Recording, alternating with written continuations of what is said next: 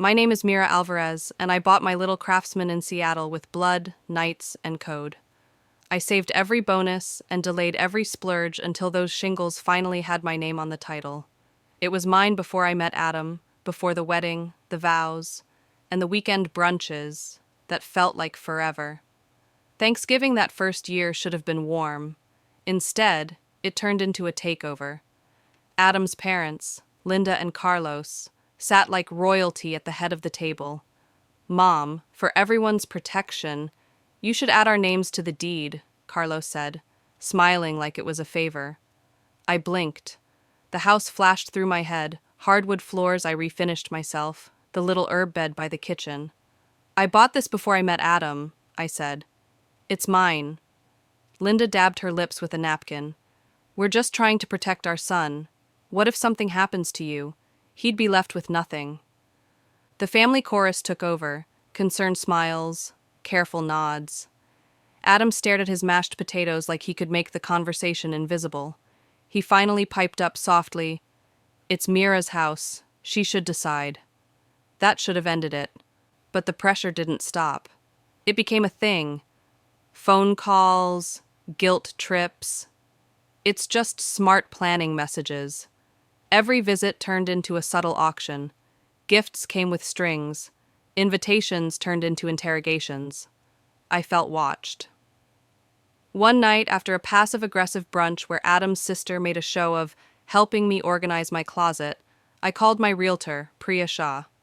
Priya had helped me buy the house. Sharp, zero fluff. "If they want to be on your deed, know this.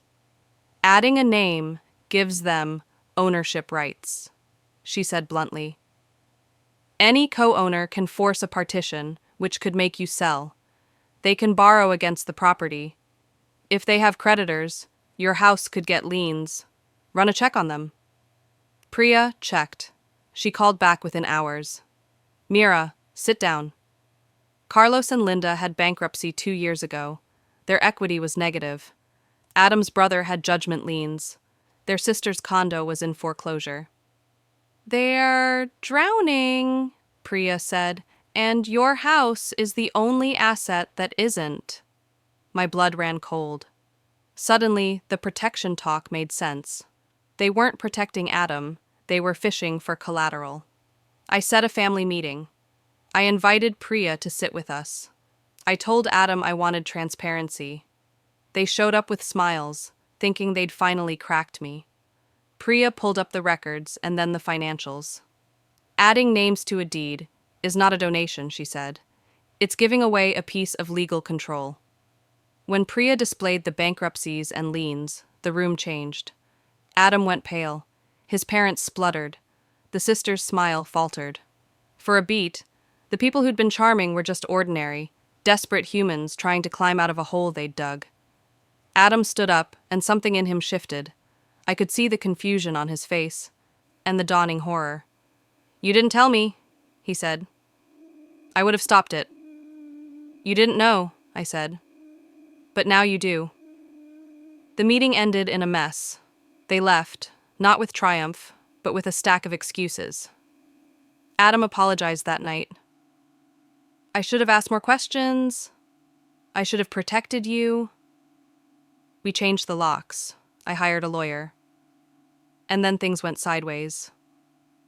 Carlos and Linda sent a lawyer's letter accusing me of humiliating the family, then filed a suit demanding partial ownership, claiming I had misled them and that joint ownership was in the couple's best interest. Online rumor posts began to surface, anonymous accusations that I was hiding assets, that I'd bought the house with illicit money. The early whispers metastasized into a smear campaign. I could have caved, could have signed away a sliver to stop the noise. Instead, I doubled down. Priya and my lawyer gathered proof: purchase records, bank statements, tax documents, and the timeline showing I'd owned the home long before Adam and I met. We subpoenaed transaction histories and pulled together evidence showing the family's financial motive. Court was brutal in ways I didn't expect. Cameras, whispers, people with pitying faces. Adam sat beside me, small and ashamed, but present. His parents tried to paint a story of family unity and protection.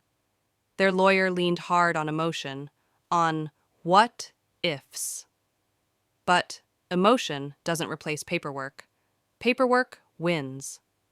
The judge read everything: the purchase date, the discharge of bankruptcy, the foreclosure proceedings, the timing of their sudden interest. The ruling was clean. The court denied their claim for joint ownership and threw out the request for partition. On top of that, they were ordered to pay my legal fees for filing a baseless suit. The smear posts began to disappear like someone turning off a neon sign. Walking out of court, I felt strange, not triumphant, but stabilized. It wasn't revenge, it was preservation. I kept my home, I kept my name on the title. Adam started seeing a counselor to untangle his loyalty and shame. His family moved away 2 months later. They never apologized. What this taught me is simple. Boundaries are ownership too. People will call control concern. They'll sell worry as protection. But your assets are more than numbers. They are your safety net, your memories, your future. If someone asks you to add them to your deed, ask who really gains and why.